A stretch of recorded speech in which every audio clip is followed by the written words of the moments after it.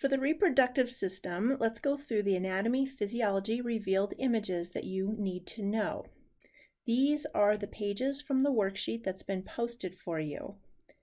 However, first, I'd like you to fill out the pages on your own. This is the best way for you to get the most out of this information, is to first do it on your own and then go through this video.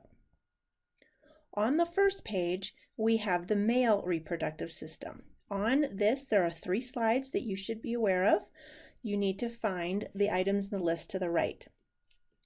The Leydig cells, if you recall, Leydig cells are located out here in between the circles, so it's in the interstitial space. They are also the testosterone producing cells, so we have Leydig cells here as well. So notice they're outside of the circle that are the seminiferous tubules. The next item, the vas deferens, is this slide. So this whole thing is the vas deferens. But the reason why I want you to notice this slide is I want you to see how thick the smooth muscle layer is. This smooth muscle layer is actually what's squeezing to bring sperm from the testes up and into the body.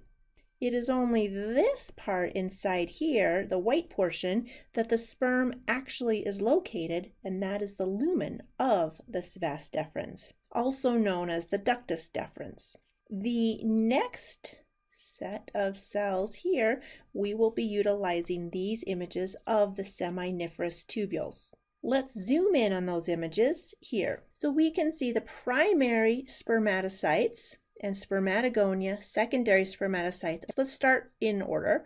The Spermatogonia are these guys that really look like solid cells, but are located out around the periphery. This is before they've undergone any division, so they have a kind of a normal cell look where they just have a nucleus inside. We go into the primary and secondary spermatocytes as the cells that we can see here that have obviously really, the nucleus has come unwound, and so we have these free chromosomes within there. So they're often looked at as really squiggly looking. Those are the primary versus secondary. Now in the ones I've circled, it's really hard to discern between the two. So I usually don't mark people off if they get a primary versus secondary. How it normally goes is the primary is further out, so likely is these guys would be the primary, and then the next one in would be the secondary. Now we finally get down to the spermatids. The spermatids are where they're actually reconsolidating back down. Notice that the nucleus is solid again. So these guys are spermatids, and we can see those over here in this area. So we have a nucleus, the cell looks back to normal, we don't have any more squiggly chromosomes out there, they've condensed down, and then they become spermatozoa, where they're condensed down even farther, and they can then sprout out a little tail. So the spermatozoa are going to be what's going to be on the innermost border. They have an even more tightly condensed nucleus. Sertoli cells can be a little bit hard to find. This one looks like one. They tend to be triangular shaped, kind of an odd shape. They look like a normal cell, often in the area where we have primary and secondary spermatocytes. So Sertoli cells aren't as easily found. These guys are Sertoli cells as well. Sertoli cells provide sustenance to the developing spermatocytes. So they themselves don't become sperm, they're just helping the process. So now let's go back to whether they're 46 or 23. Well, let's just say the 23 chromosome cells, they're the ones that are our spermatozoa, our spermatids, and our secondary spermatocytes. However, the 46 ones, there are Spermatogonia. We start off as Spermatogonia, and we're in the early meiosis phase, so primary spermatocytes still have 46. The other one that also has 46 is a Sertoli. It's just a normal cell. Now, if we're looking at this list, we can also talk about the testosterone-producing cell, which happens to be the same as the Leydig cells. Remember, those are out here. On to the female reproductive system, let's look at the egg within the ovary. So the first item wants us to look at an ovary. Well, that's what this thing is. That's an ovary. Now we need to track down primary and primordial follicles. Well, the primordial follicles are going to be right around here at this outer edge. They tend to have only one cell layer thick on the outside, so these are all primordial follicles. Now, as primordial follicles develop, they will become primary next, and this one is a primary follicle. We can't really see them very well in this one. We'll look at an expanded view in a moment. The region where primordial follicles are found in the ovary, well, we did that. That's out here on the periphery, on the edge of the ovary.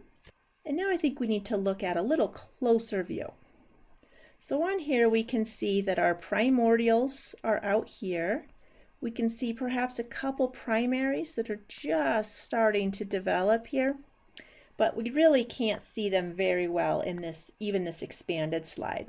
The antrum is all these big white spaces. That's the antrum of a Graafian follicle. A Graafian is a mature follicle, this is a Graafian or mature follicle.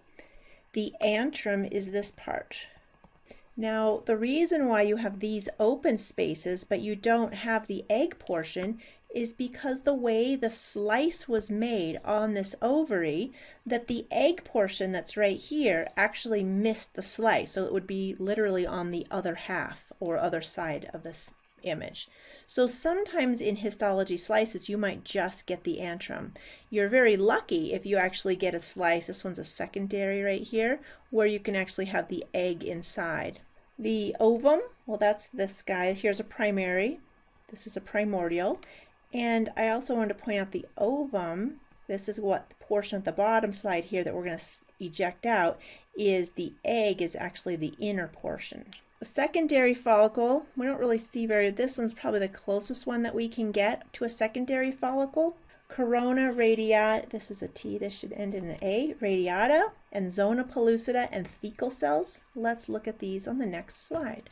So this here is the ovum. We're going to do corona radiata with an A, and that's all of these cells that are going to be all around. Then we'll do the zona pellucida, and that's actually this line, this barrier that's right here on the outside of the egg itself.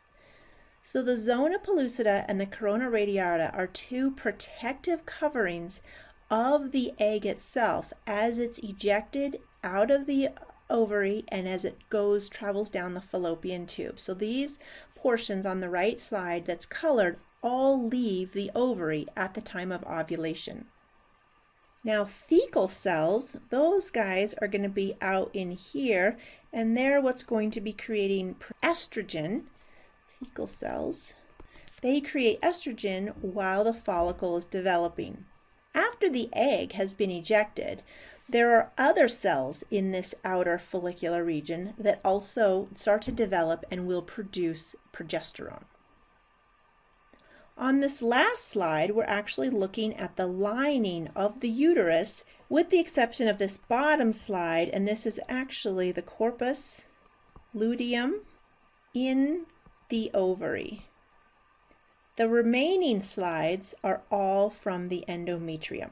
So let's look at the three phases. We have a luteal phase. Well, luteal just refers only to the ovary. So when we're talking about the endometrium, proliferative and secretory are the only two that we're looking for. So let's start with the proliferative phase. The proliferative is the initial growing and developing. So that's where this one's a proliferative and this one's a proliferative. And this one's a proliferative too, but just early. It's actually not too far after the menstrual phase. Then we'll go into the secretory. That's these two middle ones. I want you to notice the secretory phase are hallmarked by these little squiggly lines, and the glands that are in there are all very squiggly, meaning the glands are active. So this one here on the left is actually an early secretory. The one on the right is a little later and more developed, but we can still see squiggly glands.